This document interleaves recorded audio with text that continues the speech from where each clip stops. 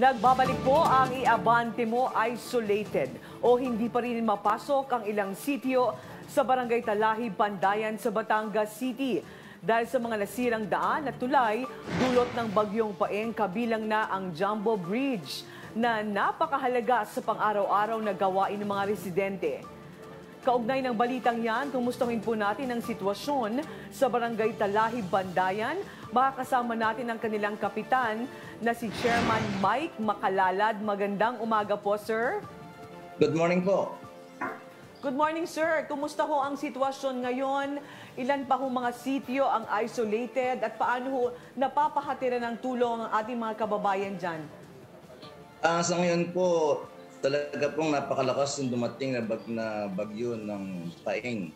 Kung kaya't yung pong tatlong sitio ay hindi pa po talaga konkretong natatapos at yung po ay temporary lang ang mga karsadang nagagawa ngayon doon. Marami po ang mga pangangailangan ng mga tao doon, katulad po ng mga nagte-text sa akin, ng mga taga ron. Hindi po nila mabenta ang kanilang baboy ngayon, hindi po mailabas sapagkat wala pong makargahan dahil po hindi pa po sila naabot ng karsada. Opo. I'm sure, sir, nagtutulungan na dito ang local government unit, maging ang probinsya. So paano po natin natutulungan itong mga kababayan natin?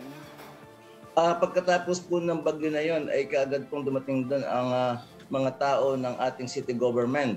At nung pong makababa ng konti yung baha ay nandun na po agad yung backhoe at ginawa po agad ng temporary para po yung mga pagkain at mga pangangailangan ng mga tao ay maihatid agad.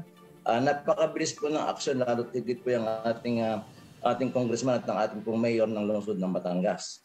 Ayan, buti naman po natutuwa tayo na mabilis ang aksyon at nahatiran kaagad ng tulong ang ating mga kababayan. Partner? Yes, Kap, si Jigo Postolero po ito, no?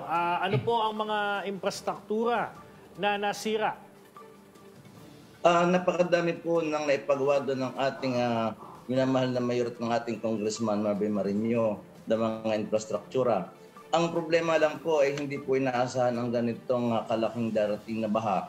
Kung kaya't mayroon din po mga portion ng mga river control ang nasira at ang kanila pong mga naipagawang mga karsada. Ganun din po ang kanina na nabanggit po ninyo, ang pagkasarado natin ng tulay sapagkat nung pong bago dumating po yung undas, kami po ay formal na nag-inform at sumulat sa DPWH. Kung kaya't yun po ay kahit linggo, nagpunta po ang kanilang mga tao doon at in-evaluate po ang tulay na Jumbo Bridge. Na yung tulay na yun, ang pinakamalaki na tulay na pinagdadaanan po papuntang Batangas City at papunta pong Lubo. Ang nangyari po doon sa evaluation ng DPWH ay nag-advise po sa amin at copy furnish po ang lahat ng kontraktor, copy furnish po ang lahat ng ang mayor at ang congressman para po isarado yon temporary sapagkat pag hindi po naisara yon, baka po mas magbigay ng malaking damage sa mga tao doon. Dahil sobra pong busy ang tulay na yon, sobra pong overloaded ang mga dumadaan mga sasakyan. Kung kaya po yun ay nagkaroon na ngayon ng portion na bumagsak. Kaya ang mabuti po ngayon ay kagad pong gumagawa sila ngayon ng routine road para po may madaanan ang mga malalaking truck at saka po ang mga light vehicles naman po ay hindi po namin pinapayagan na po ang mga maliliit na sasakyan dahil yun po ay kaya pa. Ayun, Kap, tanong lang po sa comment section, no, may time frame na ba kung kailan, kumbaga, magiging okay na okay itong Jumbo Bridge, Kap? Ang alam ko po ay, sangayon po sa huling na pag-usapan namin ni DA, ay inihahanap yata po yun ng budget pero yun po ay pinapagmadali na nila at in-inform na din yata po ang aming congressman ng ikalimang distrito lungsod ng Batangas. At ang amin naman pong congressman ay napaka-action man. Yan po ay sa mga ganyan pong pangyayari, yan po ay napakabilis gumawa ng paraan at napakabilis pong humingi ng budget. Yes, Kap. So sa tingin ninyo, ano pa mga kailangan ninyo ngayon para bumuti ang lagay ng inyong mga daanan pa, yung iba pang mga daanan?